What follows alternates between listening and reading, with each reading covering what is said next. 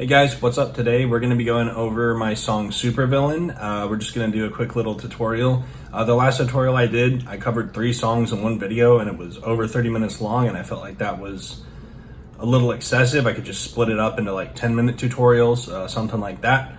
So that's what I'm going to do. So today we're going over Supervillain, and then I will subsequently go over Trainwreck and Solitude. So let's get right into it. Alright, so here we are with Supervillain, and I'll go ahead and get into it. For the drums, I've got this battery kit, and it is called Black Stallion Kit. And I'll go ahead and play you guys a sample of it here so you can hear what it sounds like.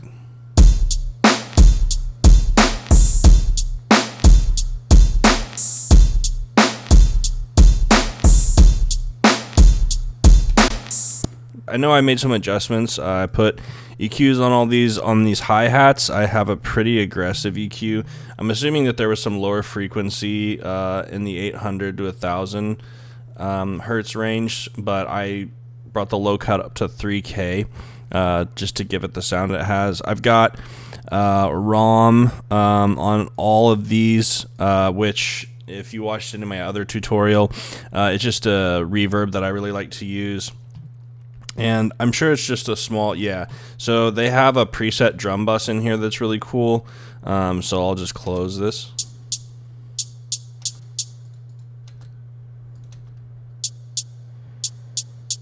So it doesn't even do that much, but it just adds a little bit of space, makes things sound full. Right here I have this tambourine. And let's see where this tambourine came from. It looks like, it looks like the same Black Stallion kit as before. The tambourine was a sample, and it looks like I had a few different samples that I used. I must have put the hi-hats and tambourines into like one kit to use. But yeah, so that's a tambourine. And then let's get into the bass. This is the bass.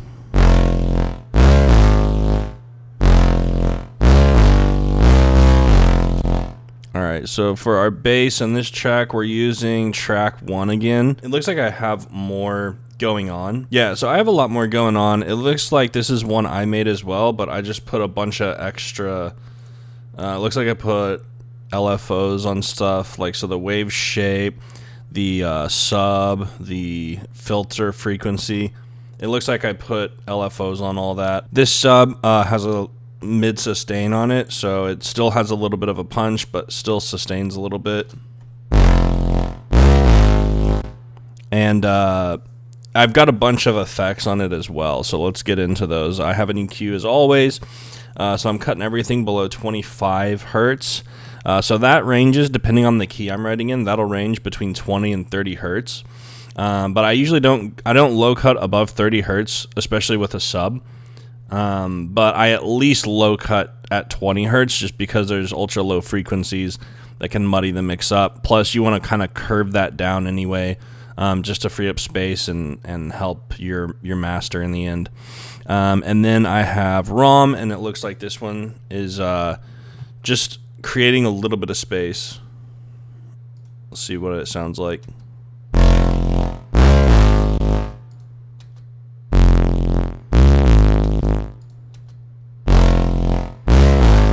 So it's adding a little bit of texture with this pre-delay, and it's set as like an echo instead of a sustain. So it's kind of echoing the sound rather than sustaining. So if it were to sustain, it would sound like this. But it's just echoing it. It's super short, and it's delayed a little bit, so it just adds texture. And then we have a limiter here. So I'm not cramming it into the limiter, but it's there just to get the volume and to create consistency. Notice how like I'm not really pushing it, it's just hitting that 0.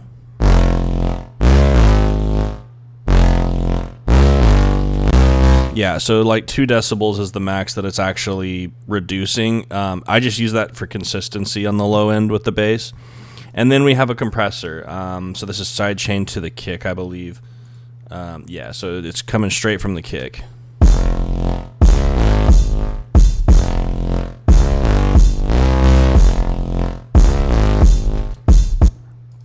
And there's different compressors that come with Logic as well as other DAWs. And I just, depending on whatever the vibe is of the track, I use different compressors. All right, and then I have strings here.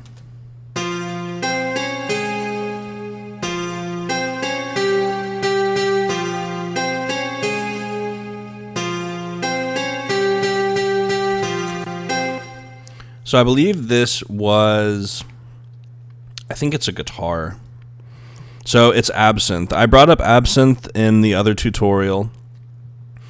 And yeah, so I have 2 guitar string samples in here.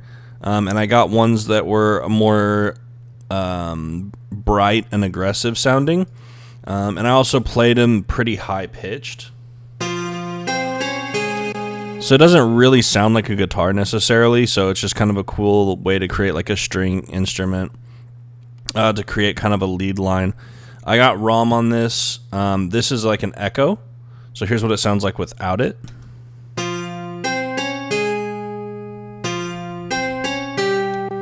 So ROM adds a lot to this one.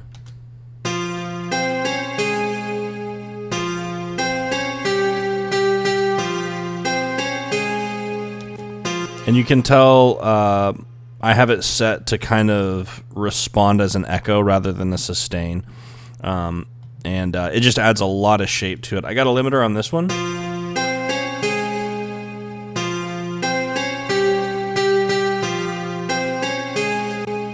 It looks like the only reason I have the limiter is when those hits happen in quick succession. It's a little bit louder than the hits by themselves. So the limiter just helps kind of level that out so it sounds consistent between the different dynamics. You do have to be careful with this because you can get rid of dynamics if you write a lead line or if you write any line that you want dynamic change in. A limiter you can remove those. So if you crank that limiter too hard, you can get rid of loud versus quiet spaces. So that's something to keep in mind, but for the sake of this lead line, I needed it to be like consistent and to like maintain. And then it looks like I've got a noise bus here, so let's check that out.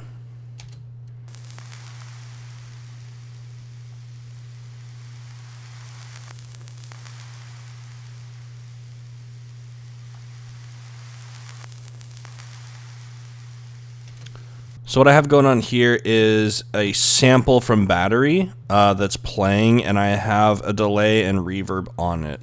So this is the sample. It's like a static kind of sound.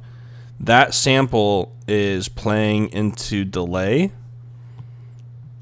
and then it's also playing into a reverb. And that's a pretty big delay. Then I bounced it as an audio file, and I believe I reversed it. Yeah, so I basically played it forward through the MIDI instrument, bounced it to an audio file, and then reversed it so that the sound hits and slowly dies down, and then slowly builds back up into another hit.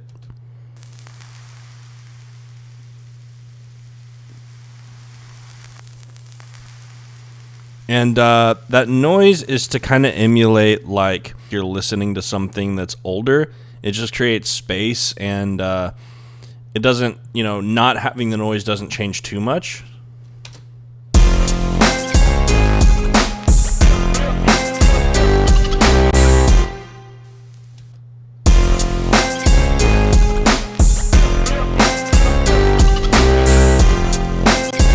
So it's not even something you necessarily notice, but it does add a little bit of crispiness, and it just adds a little bit of like ambiance to the track. And then I've got the scratches.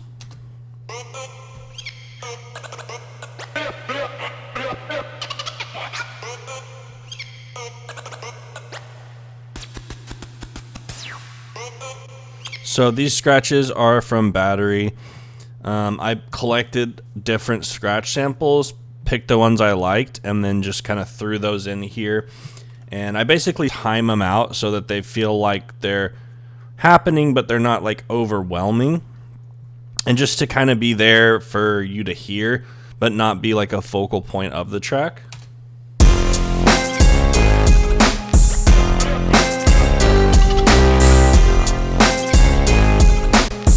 So you can tell, like, in the mix, they're not super loud, but it just adds, like, character and ambiance to the track. Down here, I have something really cool. So I call this cassette kit, and it is literally samples in battery of a cassette kit. So, like, it's literally the whole thing is like basically putting a cassette into the cartridge, or putting the cartridge in and like closing the door and like hitting play and pausing and all that kind of stuff. So it's really cool because I wanted to kind of emulate the feeling of someone like putting a cassette in and hitting play, and I was able to do that here on this.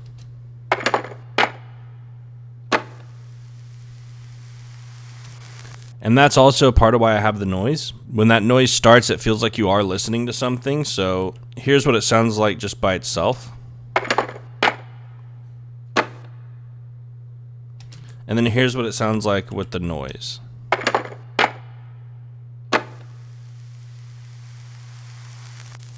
So it's just kind of a way of making it feel like something is happening, like it's not just clicking. It sounds like someone actually hit play and you're hearing noise from a cassette that's begun to start playing.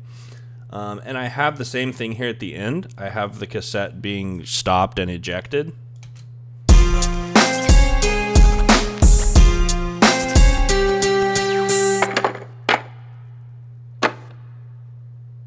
So it's basically like someone stopping it, ejecting the cassette, and then closing the door.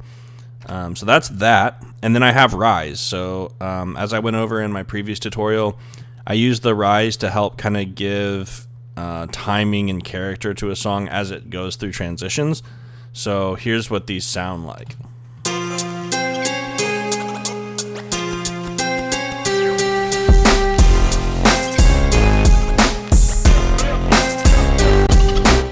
Here's another one.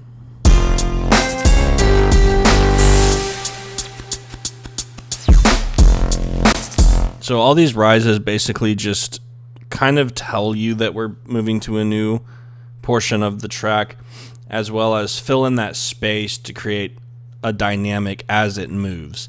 Because without it, like, it would transition, but you just wouldn't have anything communicating that transition to you. It also helps to create kind of a flow in the track of telling you, you know, what is the intro and what's the beginning of the first verse, things like that. And this one, it's cool here because I actually cut the rise off a little bit. So I still have the hit happen when we come back in, but I cut the rise off because I want this this fill to be heard. Yeah, so I think that's kind of cool. And that's pretty much it. I have a couple MIDI tracks down here I didn't use. But yeah, that's pretty much Supervillain, and hope you guys enjoyed it. Well, that's it. Thanks for watching. If you enjoyed the video, please like, subscribe, leave a comment. Let me know if you enjoyed the video and what you'd like to see in future videos. And with that being said, I'll see you in the next one. Bye.